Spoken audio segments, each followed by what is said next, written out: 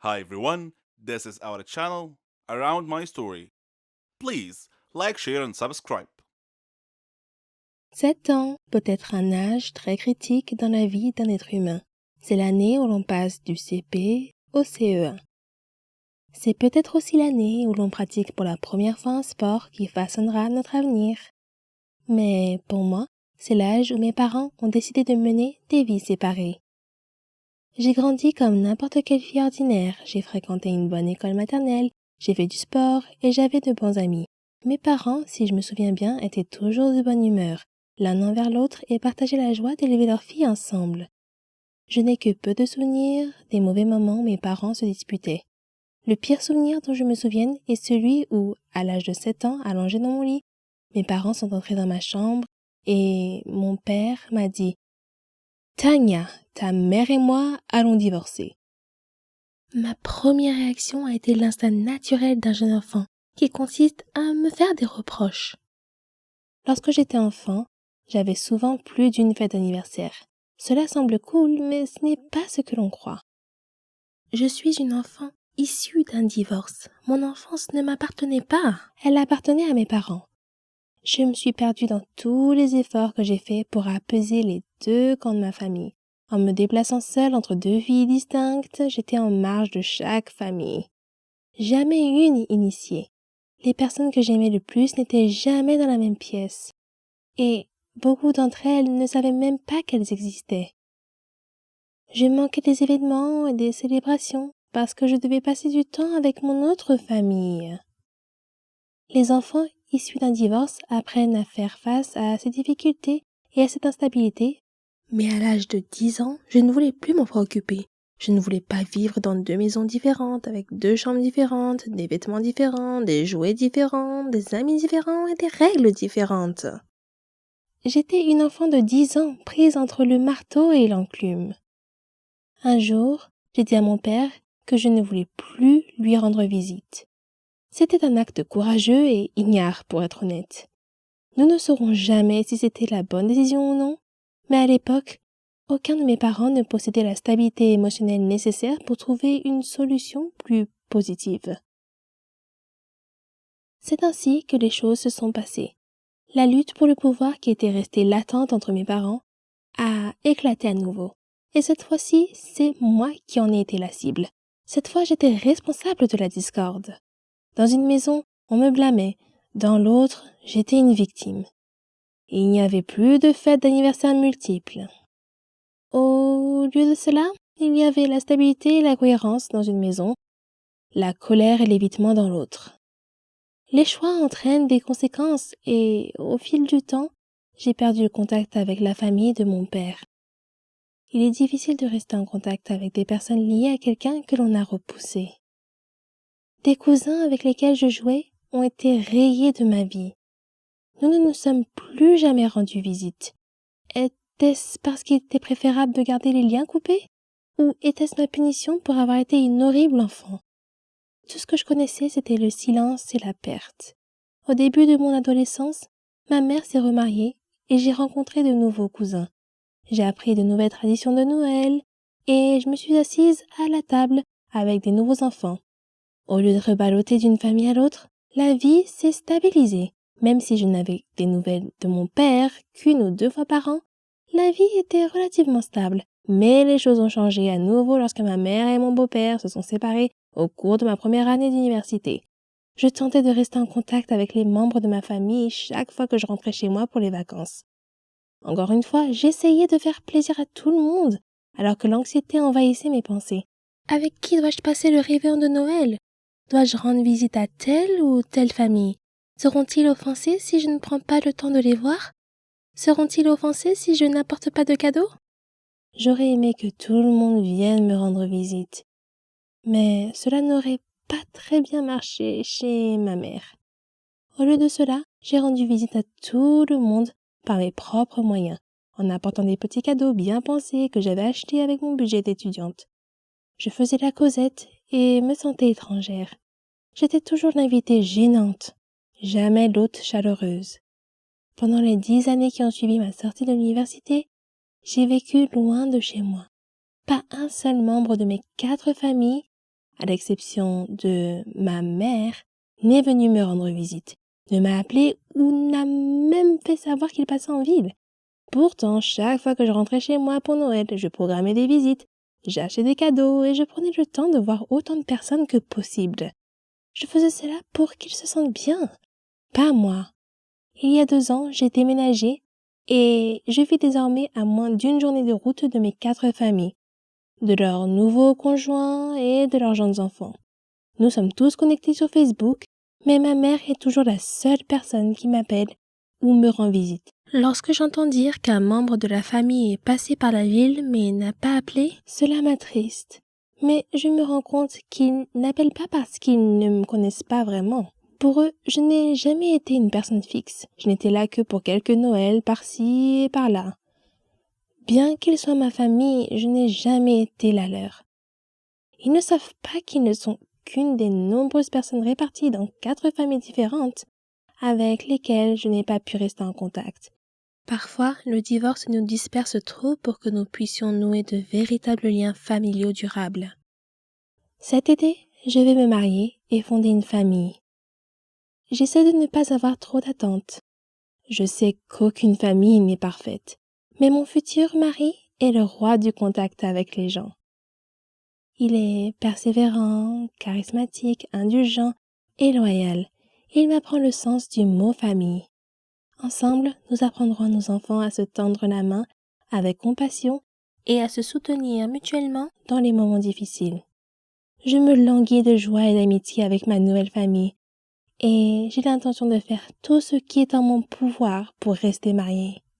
Je m'appelle Laura et enfant, j'avais besoin d'un amour inconditionnel. Mais au lieu de câlins et de sorties en famille, mes souvenirs les plus marquants sont ceux de querelles amères.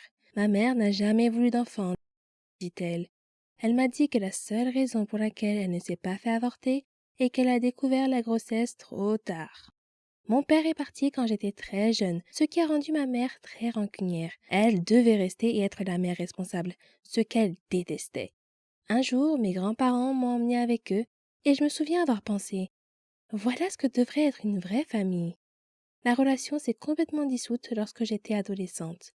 Le premier amour de maman a toujours été les hommes et quand j'avais 15 ans, elle a déménagé en Afrique pour un petit ami sans me le dire. C'est quelque chose que je n'ai pas pu pardonner, d'autant plus qu'il n'y a jamais eu d'explication ou d'excuse. Elle m'a contactée depuis, mais toujours pour me demander de l'argent. C'est pourquoi j'ai pris la décision de couper les ponts avec elle. Je mets le comportement de ma mère sur le compte d'une éducation horrible, mais elle ne peut pas trouver les mêmes excuses pour son père. Mon père a eu une enfance charmante, mais il n'a aucune émotion ou empathie pour qui que ce soit. Cela fait 7 ans que nous ne nous parlons plus. Bien qu'elle soit proche des parents de son père et qu'il l'ait encouragée à réparer leur relation, elle n'en a tiré que de la souffrance. Après avoir quitté ma mère, il a fondé une nouvelle famille. J'ai eu beaucoup de mal à le supporter, alors qu'il avait fait si peu d'efforts avec moi. Les problèmes que j'ai eus avec ma mère et mon père ont gravement affecté ma santé mentale tout au long de ma vie. Aujourd'hui, je vois régulièrement un thérapeute qui m'aide à gérer mes émotions. Lorsque je me marierai l'année prochaine, aucun de mes parents ne sera invité. J'ai grandi en pensant que j'avais fait quelque chose de mal pour que mes parents ne veuillent pas de moi. Mon seul regret est de ne pas avoir dit à mon père à quel point je le détestais. Je ne déteste pas ma mère, j'ai juste pitié d'elle et j'aimerais qu'elle se rende compte de ce qu'elle a fait. Mettre fin à tout contact avec un parent peut sembler extrême, mais pour moi, il s'agissait d'un acte d'autopréservation. Mon père est parti quand j'avais 8 ans et je n'ai pas parlé une seule fois à ma mère depuis que j'ai déménagé en Allemagne il y a 10 ans. Elle n'était pas maternelle et avait un très mauvais caractère qu'elle déversait sur moi. Elle n'était jamais affectueuse et je ne me sentais pas aimée. Je pense que ma mère a peut-être eu une enfance difficile, ce qui signifie qu'elle n'avait pas les ressources émotionnelles nécessaires pour être un bon parent. Après avoir grandi et avoir eu ma propre fille, notre relation s'est détériorée. Ma mère n'est jamais venue me voir, ni voir sa petite fille, mais elle a noué des liens étroits avec la nouvelle famille de son fils. J'ai souffert qu'elle s'efforce de passer du temps avec les enfants de mon frère et non avec les miens. Avec le temps, j'ai accepté le fait qu'elle ne m'a jamais aimée.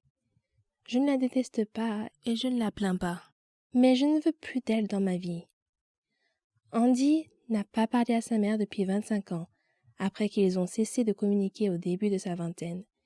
Pour lui, le problème était un manque de respect et de valeurs communes. J'ai grandi dans un foyer où les enfants devraient être vus et non entendus, où l'opinion de mes parents était la seule valable. Nous dînions en silence et mes parents ne m'ont jamais encouragé dans mes centres d'intérêt ou mes activités. Il affirme qu'il n'a jamais été félicité pour ses réussites, mais seulement critiqué pour ses échecs. Quoi que je fasse, ce n'était jamais assez bien. Si je réussissais quelque chose, mon père devait toujours prouver qu'il était meilleur. Les règles de la maison étaient strictes et il devait se coucher à 20 heures tous les soirs, même à l'âge de 16 ans.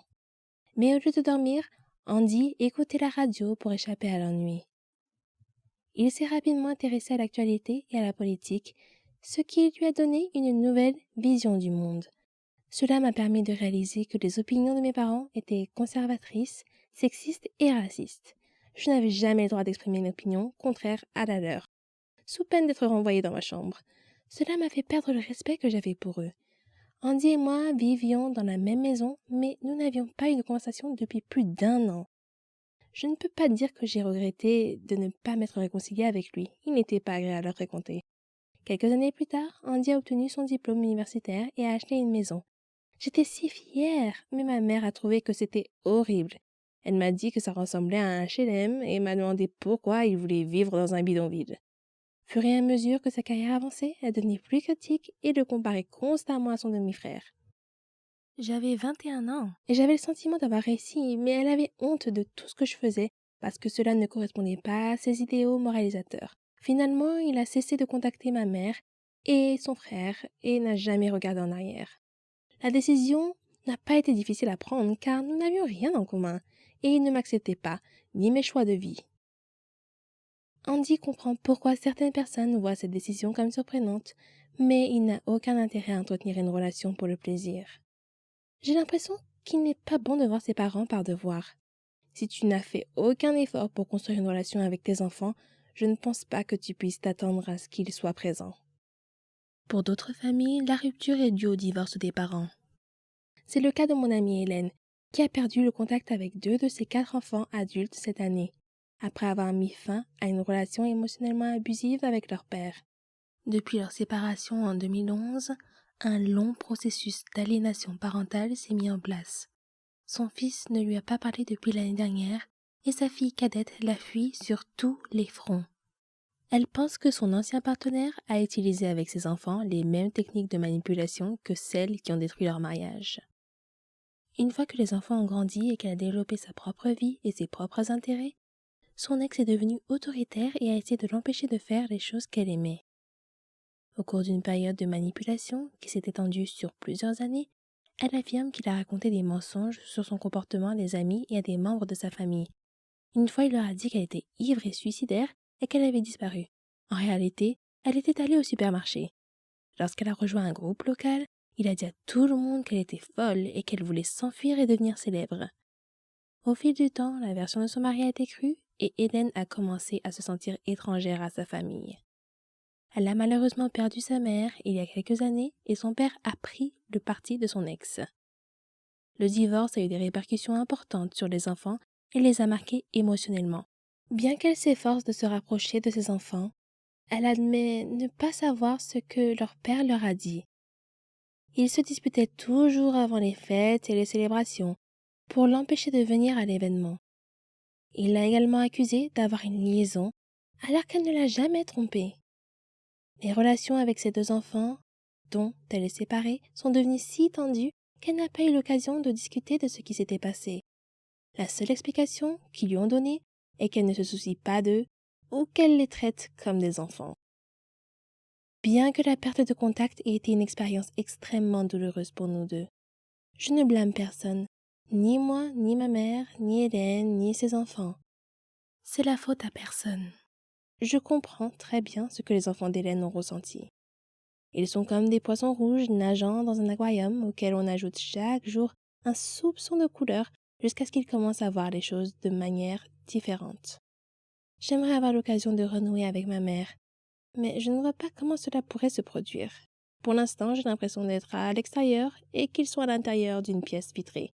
Ma mère, mon frère et surtout mon père me manquent beaucoup.